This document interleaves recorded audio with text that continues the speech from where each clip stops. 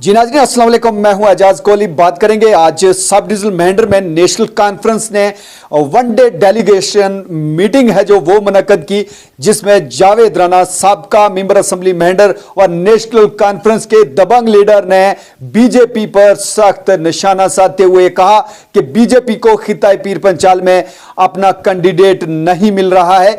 और आज बीजेपी है जो उसने इश्तार लगाए हैं कि बीजेपी का कैंडिडेट है जो वो कौन बनेगा। वहीं उन्होंने लोगों को आगाह करते हुए कहा कि भारतीय जनता पार्टी मुल्क को तोड़ने की साजिश कर रही है। इससे बचने के लिए आने वाले इलेक्शन में बढ़ चढ़कर इंडिया ब्लॉक की कैंडिडेट को है जो वो वोट करें। उन्होंने कहा कि ये वो लोग हैं जिन्होंने आजादी के जब जदोजहद चल रही थी तो ये अंग्रेजों की सफ में खड़े थे, लेकिन आज हमसे है जो वो हिंदुस्तानी होने का सर्टिफिकेट मांगते हैं। लेकिन हम उन्हें बता देना चाहते हैं कि हम तब भी आजादी की जदोजहद में अपने मुल्क के अजीज की आजादी की जदोजहद में खड़े थे और आज भी खड़े हैं।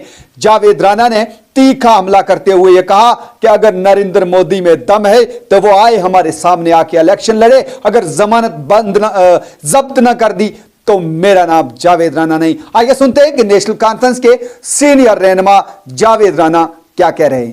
मोदी साहब को मेरा ये पैगाम था हमेशा, आए ना हमारे मुकाबले में इलेक्शन लड़े।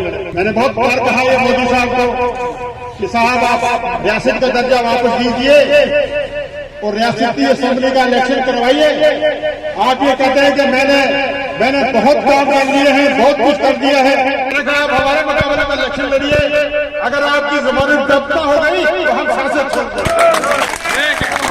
मोदी साहब ने मेरी बात मानी। पीर पंजाल को जम्मू के साथ लगाया हुआ था। पहले जम्मू पूर्व से एक कंस्टिट्यूंसी थी। अब मोदी साहब ने हमारी ये पीर पंजाल की कंस्टिट्यूंसी है, इसको अनंतनाग के साथ लगा के तो इलेक्शन के लिए उन्होंने कहा नहीं हम लड़ने के लिए तैयार। लेकिन मैं दूसरी बात यह कहूंगा कि मोदी साहब इलेक्शन लड़ने से पहले ही पीर पंजाल अनंतनाग में हार गए। उनको कैंडिडेट नहीं मिल रहा, उनको इस वक्त तक पार्लियामेंट के लिए बीजेपी को कोई कैंडिडेट नहीं मिला है। क्या आप ये बात सही नहीं कह रहा?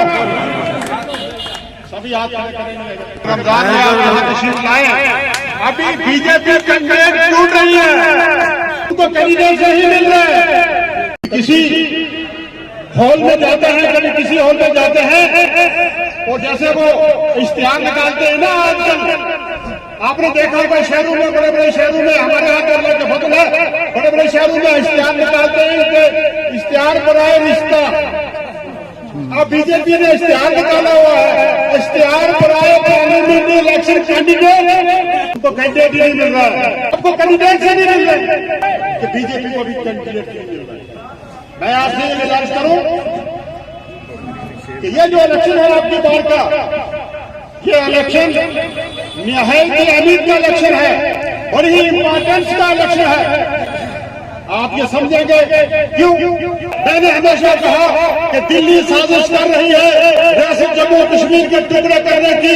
यहाँ जो है ये इसको जम्मू को अलग, कश्मीर को अलग और लद्दाख को अलग यूटी बनाएंगे, बनाया नहीं बनाया। उस वक्त मेरी ये बात किसी को समझ नहीं आ रही थी। जम्मू कश्मीर की तो तोड़ने की एक साजिश की जा रही है, 370 को तोड़ने की एक साजिश की जा रही है, 35 को तोड़ने की एक साजिश की जा रही है।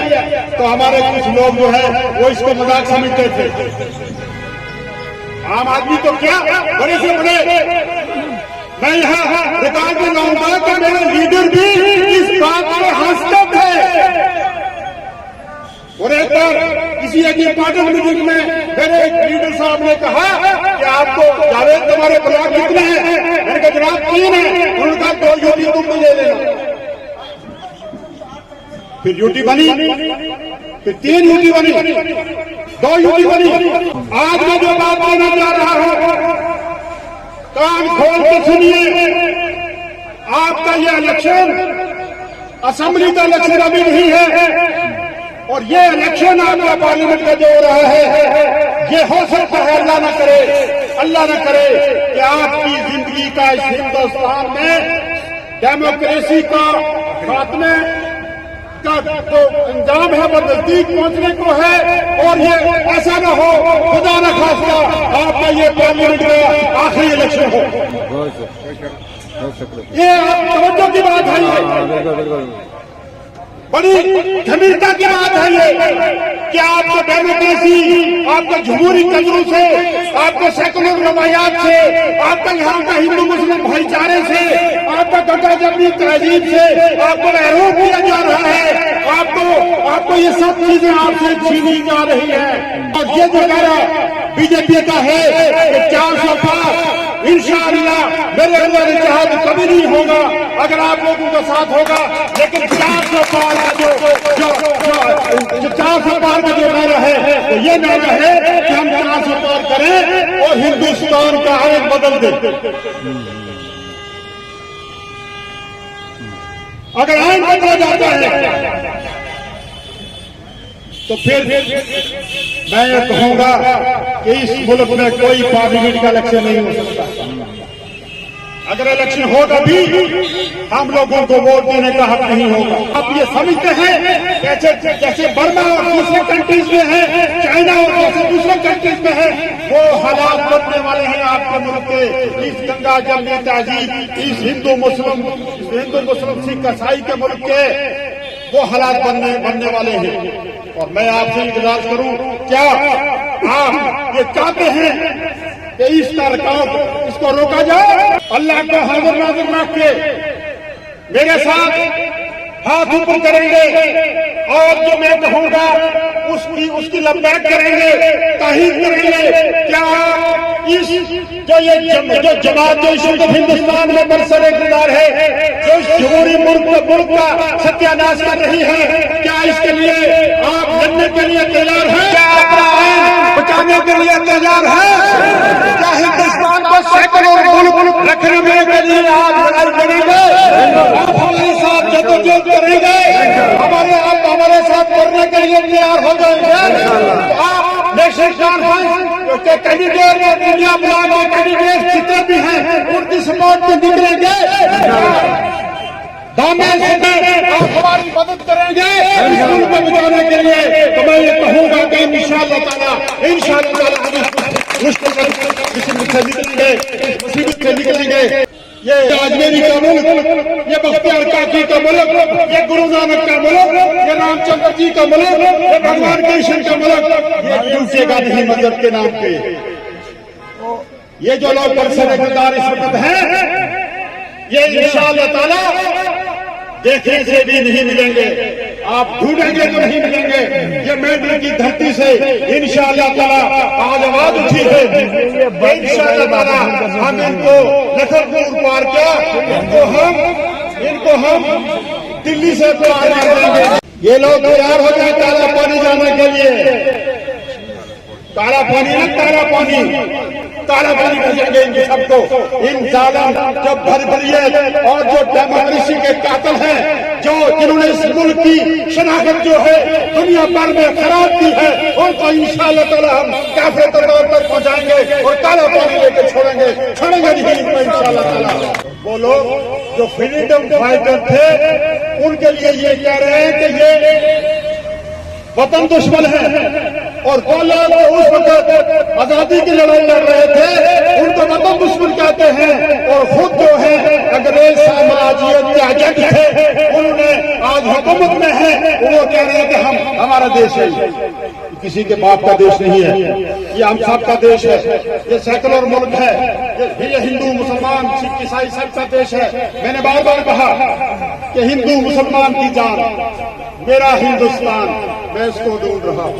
बताइए कि ये इस मुल्क में क्या डेमोक्रेसी है, जमहूरियत है?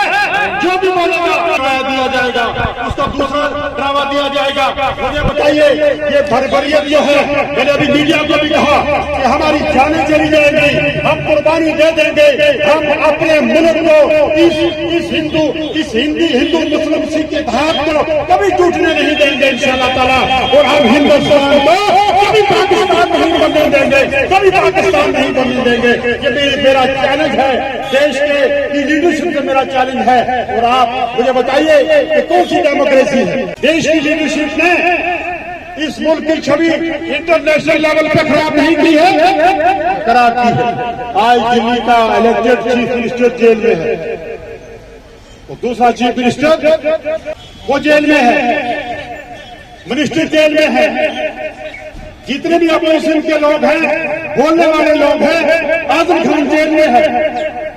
मोदी साहब की ये बात है, वो कहते हैं ना, बाबा बुल्ले शाह ने कहा, क्या खूब कहा है कि कुत्ती मरे फकीर दी, कुत्ती मरे फकीर दी, जी टाउं टाउं नित करे, 5-7 मरण गवांडना हो, 5-7 मरण गवांडना, रहतियां नूं ताप चढ़े, गलियां हो वेलियां वेलियां, विच रांझा यार फिरे, विच रांझा यार फिरे। मोदी साहब, आपको गली बेली नहीं होने देंगे, आपको हवेला नहीं फिरने देंगे हम इंशाअल्लाह ताला। आपके रास्ते बंद हो जाएंगे, आपके साथ सोशल बाइकाट हो जाएगा।